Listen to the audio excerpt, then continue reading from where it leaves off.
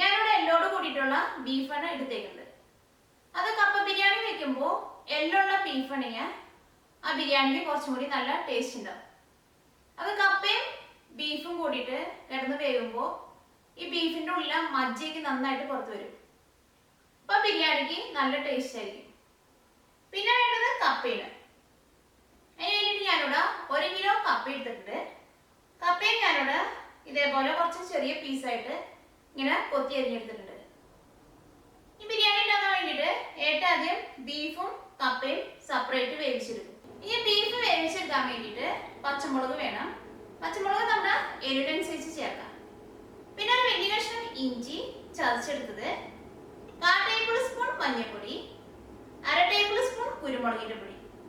ഇതിലേക്ക് ആവശ്യത്തിന് ഉപ്പ് കൂടിയും ചേർത്തിട്ട് ബീഫ് നന്നായിട്ട് വേവിച്ചെടുക്കണം. ഇതിലേക്ക് ഗരം മസാല ഫ്രഷ് ആയിട്ട് പൊടിച്ചിട്ട് ചേർക്കാം.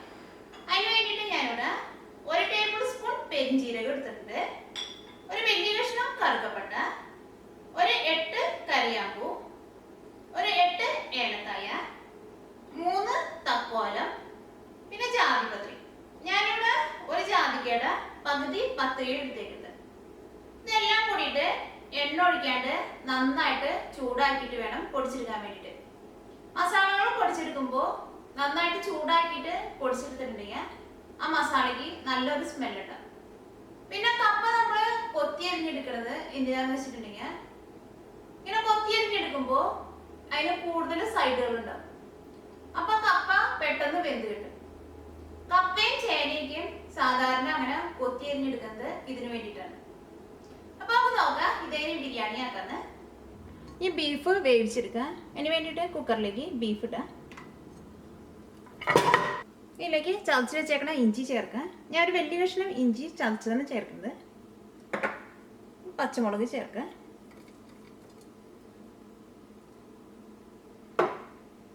കാൽ ടേബിൾ സ്പൂൺ മഞ്ഞൾപ്പൊടി ചേർക്കുക.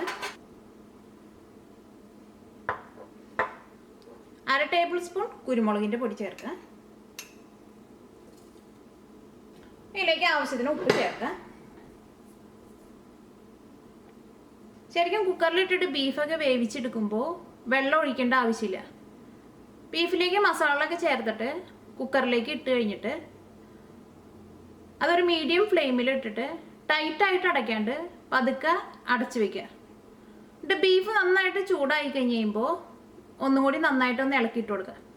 അപ്പോൾ ബീഫ് നന്നായിട്ട് ചൂടായി കഴിഞ്ഞ് കഴിയുമ്പോൾ ബീഫിൻ്റെ ഉള്ളിൽ നിന്ന് തന്നെ ബീഫ് വേവാൻ ആവശ്യത്തിനുള്ള വെള്ളം വരും. പിന്നെ കുക്കറിലിട്ടിട്ട് ബീഫ് വേവിച്ചെടുക്കുമ്പോൾ അധികം വെള്ളത്തിൻ്റെ ആവശ്യവുമില്ല.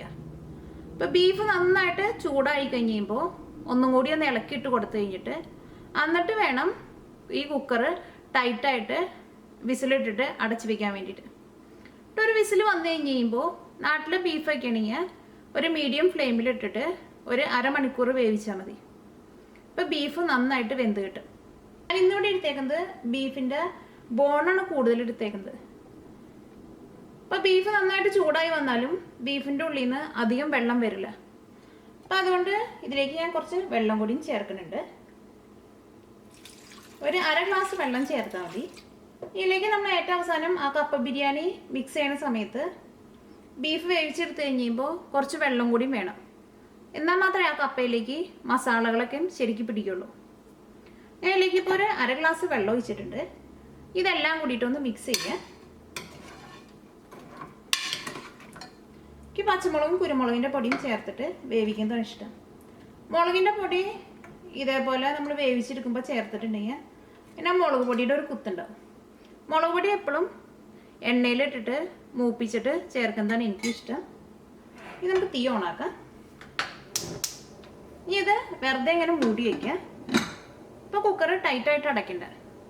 ഈ നന്നായിട്ട് ചൂടായി കഴിയുമ്പോൾ ഒന്നും കൂടി ഒന്ന് ഇളക്കിയിട്ട് കൊടുത്തു കഴിഞ്ഞിട്ട് പിന്നെ കുക്കർ ടൈറ്റായിട്ട് അടച്ച് വെക്കുക. ഈ ബീഫ് വേവുമ്പോഴേക്കും കപ്പയും വേവിച്ചെടുക്കുക. അതിന് വേണ്ടിയിട്ട് പാത്രത്തിലേക്ക് കപ്പ ചേർക്കുക. ഈ കപ്പ വേവിച്ചെടുക്കാൻ വേണ്ടിയിട്ട് വെള്ളം ചേർക്കുക. വെള്ളം ചേർക്കുമ്പോൾ കുറച്ച് വെള്ളം കൂടുതൽ ചേർക്കുക.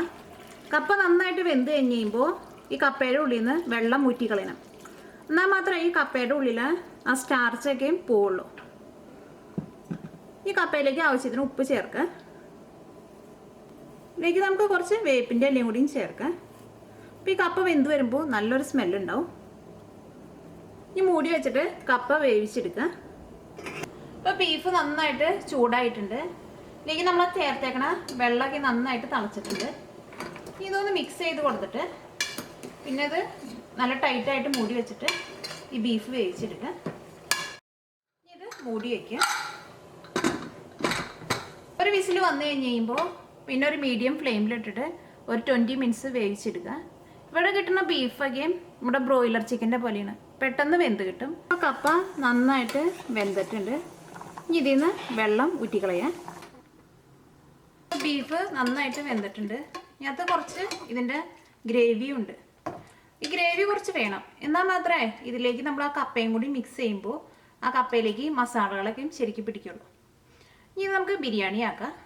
ഈ കപ്പ ബിരിയാണി ഉണ്ടാക്കാൻ വേണ്ടിയിട്ട് നല്ല കട്ടിയുള്ളൊരു പാൻ വെച്ചിട്ട് ചൂടാക്കുക. ഇതിലേക്ക് വെളിച്ചെണ്ണ ഒഴിക്കുക.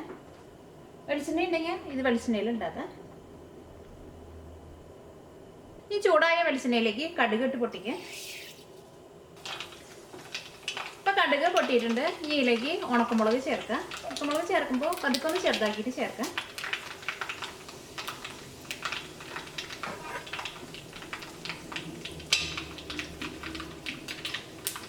ഉണക്കമുളകും വെളിച്ചെണ്ണയിൽ നന്നായിട്ട് മുരിഞ്ഞിട്ടുണ്ട്. ഇതിലേക്ക് സവോള ചേർക്കാം. ചതച്ച് വെച്ചേക്കുന്ന വെളുത്തുള്ളി ചേർക്കാം. ചതച്ച് വെച്ചേക്കുന്ന ഇഞ്ചി ചേർക്കാം. കറിവേപ്പില ചേർക്കാം.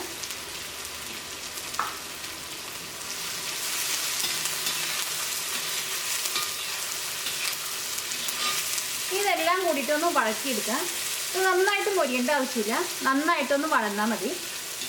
ഇതിലേക്ക് ചേർക്കാനുള്ള ആ ഗരം മസാല ഞാൻ നന്നായിട്ട് ചൂടാക്കിയിട്ട് പൊടിച്ച് വെച്ചിട്ടുണ്ട്. അപ്പോൾ ഇത് നന്നായിട്ടൊന്ന് വഴന്നിട്ടുണ്ട്. ഇത് നമുക്ക് മീഡിയം ഫ്ലെയിമിൽ വയ്ക്കാം. ഇതിലേക്ക് മസാലപ്പൊടികൾ ചേർക്കാം. ഇതിലേക്ക് ഒരു 1/4 ടേബിൾ സ്പൂൺ മഞ്ഞൾപ്പൊടി ചേർക്കാം. ഇപ്പോൾ മഞ്ഞൾപ്പൊടി ഈ വെളിച്ചെണ്ണയിലോട്ട് നന്നായിട്ട് മുരിഞ്ഞിട്ടുണ്ട്. ഇതിലേക്ക് മല്ലിപ്പൊടി ചേർക്കാം. ഇതിലേക്ക് ഒരു 2 ടേബിൾ സ്പൂൺ മല്ലിപ്പൊടി ചേർക്കാം. ഞാൻ ഏറ്റവും ആദ്യം പറഞ്ഞിട്ടുണ്ടായിരുന്നില്ല എത്രയാണെന്നുള്ളത്. അത് കറി വയ്ക്കുമ്പോൾ ഇങ്ങനെ ഇടുമ്പോൾ പറയുന്നതാണ് കുറച്ചും കൂടി എളുപ്പം, അതുകൊണ്ടാണ് നേരത്തെ പറയേണ്ടിയിരുന്നത്. ഈ മല്ലിപ്പൊടിയും ഈ വെളിച്ചെണ്ണയിലോട്ട് നന്നായിട്ട് മൊരിയണം. മല്ലിയൊക്കെ ഫ്രഷായിട്ട് പൊടിച്ചിട്ട് കറിയിൽ ചേർക്കാം. മല്ലി പൊടിച്ചെടുക്കാൻ വേണ്ടിയിട്ട് മിക്സിയുടെ ചെറിയ ജാറിലിട്ടിട്ട് പൊടിച്ചെടുത്താൽ മതി. അത് നമ്മൾ ഫ്രഷായിട്ട് നമ്മൾ മല്ലിപ്പൊടി ഉണ്ടാക്കുമ്പോൾ അത് മല്ലി ചൂടാക്കണമെന്നില്ല, ചൂടാക്കാണ്ട് തന്നെ മിക്സിയിലിട്ടിട്ട് പൊടിച്ചെടുക്കാം. അങ്ങനെ മല്ലി ഫ്രഷായിട്ട് പൊടിച്ചെടുക്കുമ്പോൾ ആ മല്ലിക്ക് നല്ലൊരു സ്മെല്ലുണ്ടാവും. അപ്പോൾ മല്ലിപ്പൊടിയും എണ്ണയിൽ നന്നായിട്ട് മുരിഞ്ഞിട്ടുണ്ട്. ഇതിലേക്ക് മുളകിൻ്റെ പൊടി ചേർക്കാം.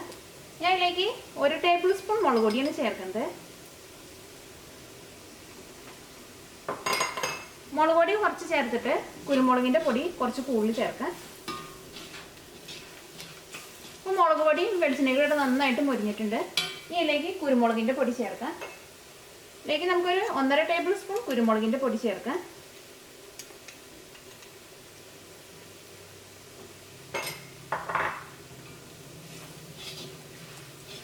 ഇങ്ങനെ മസാലപ്പൊടികളൊക്കെ ഒന്ന് ചേർത്ത് വരുമ്പോഴേക്കും ഇഞ്ചിയും വെളുത്തുള്ളിയൊക്കെയും ചെറുതായിട്ടൊന്ന് മുരിഞ്ഞു വരും. ഇതിലേക്ക് വേവിച്ച് വെച്ചേക്കണം ബീഫ് ചേർക്കാം.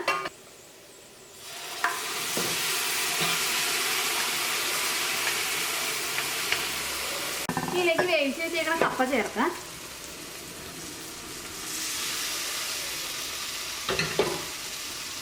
ഈ മസാല പൊടിച്ച് വെച്ചേക്കുന്നത് ചേർക്കാം. ഈ പൊടിച്ച് വെച്ചേക്കുന്നത് മുഴുവനും ചേർക്കണ്ട, ഇനി അതിനൊരു 1/4 ഭാഗം ചേർക്കാം. അത് കഴിഞ്ഞിട്ട് പിന്നെ ഇതെല്ലാവരും കൂടി മിക്സ് ചെയ്ത് കഴിഞ്ഞിട്ട് ടേസ്റ്റ് നോക്കിയിട്ട് വേണമെന്നുണ്ടെങ്കിൽ രണ്ടാമതും ചേർത്താൽ മതി. ഒരു മീഡിയം ഫ്ലെയിമിൽ തന്നെ വയ്ക്കാം. ഇതെല്ലാം കൂടിയിട്ട് മിക്സ് ചെയ്യാം.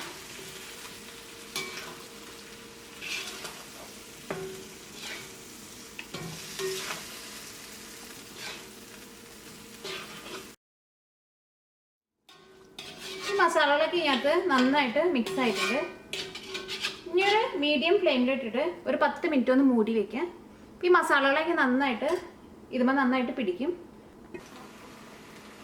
ഇപ്പോൾ നമ്മളൊരു 10 മിനിറ്റ് മൂടി വെച്ചിട്ടുണ്ടായിരുന്നു. ഇതെല്ലാം കൂടിയിട്ട് ഒന്നുകൂടി ഒന്ന് മിക്സ് ചെയ്യാം.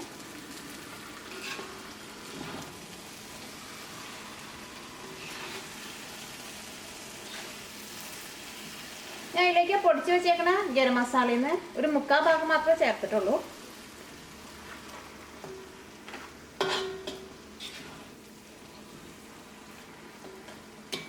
ഇപ്പോൾ കപ്പ ബിരിയാണി റെഡി ആയിട്ടുണ്ട്. ഇത് കഴിക്കുമ്പോൾ നല്ല ചൂടോടുകൂടി കഴിക്കുക. വാഴയില ഉണ്ടെങ്കിൽ വാഴയിലയിലിട്ട് കഴിച്ചിട്ടുണ്ടെങ്കിൽ കുറച്ചും കൂടി നല്ല ടേസ്റ്റ് ഉണ്ടാവും.